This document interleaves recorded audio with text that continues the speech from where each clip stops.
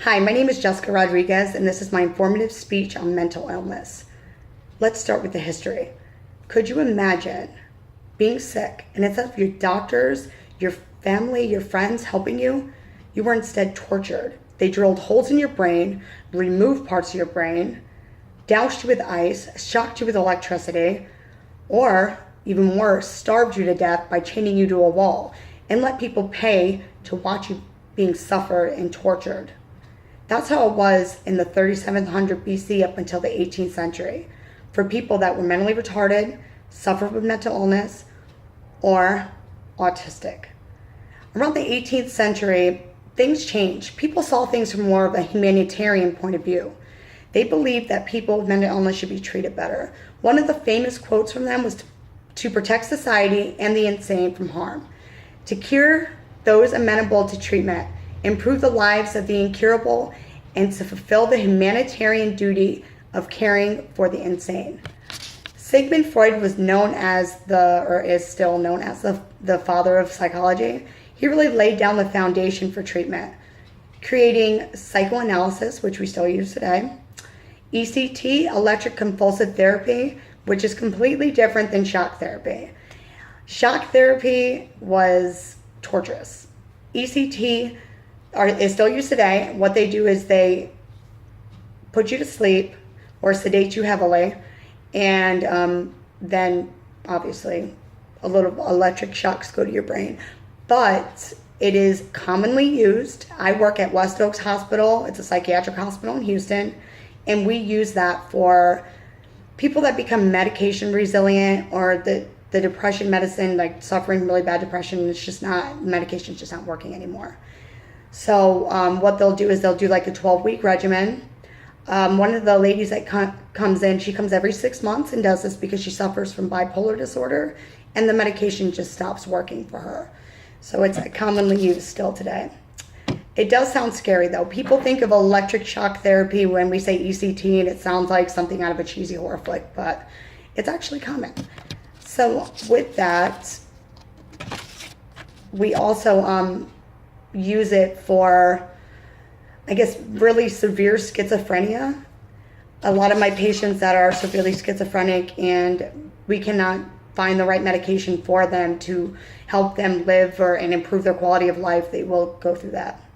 So how much do you know about mental illness? Did you know that it affects 1 in every 5 Americans, and that it's more common than cancer? Or that 26% of the homeless adults in the US are actually suffering with mental illness. 41% of our prisons and jails have been recently diagnosed with mental illness. That's over half, or almost half. 54 million Americans suffer from mental illness each year. There are over 200 classified forms. Most common are depression, dementia, anxiety, bipolar disorder, epilepsy, which is a mental illness. I did not know that till recently. I actually had a patient who was epileptic, and it was very scary. So what classifies symptoms as a mental illness? The inability to cope with life's ordinary demands, and I will go into that from my own experience.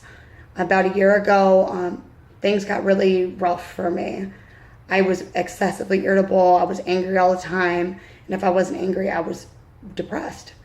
I didn't know it was depression. I just knew that I didn't want to live, but I didn't want to die either. So I thought I was suffering from postpartum depression. My baby was a year old, and the symptoms had gotten worse. They'd progressed over the year. I went to my PCP. They prescribed me Prozac. It worked for about a week, and then when it stopped working, it got really bad. And at that point, I knew that it was dangerous for me not to go see a psychiatrist. At 30 years old, I went to a psychiatrist and was diagnosed with bipolar disorder. I cried for a week. I didn't know how I was going to raise kids. How was I going to live? And this is the part where I can tell you how to help somebody if you know someone that's suffering with mental illness. I pushed everybody away in my family, my friends, my family, everyone.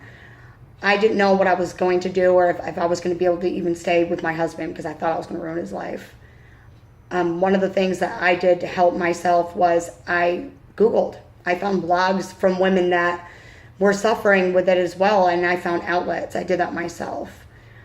So if you know somebody that's suffering with depression, I would recommend finding support groups for them to get into.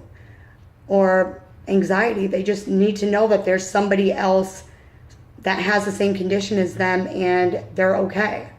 I need to know I was going to be okay as a mother, as a wife, as a person in society. And I did. I found that in a blog called This Is My Brave.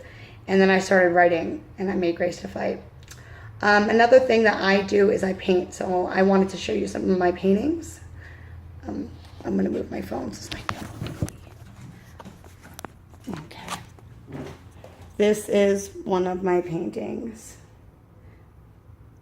I like to paint. I actually didn't really know I could paint, but I started painting. This is my favorite painting. It's pretty weird. So that's what I do as an outlet, and it really helps. So if you want to help a family member or a friend suffering from mental illness, I would recommend finding someone they could talk to for them, because they probably won't do it for themselves. It's the diagnosis part is scary.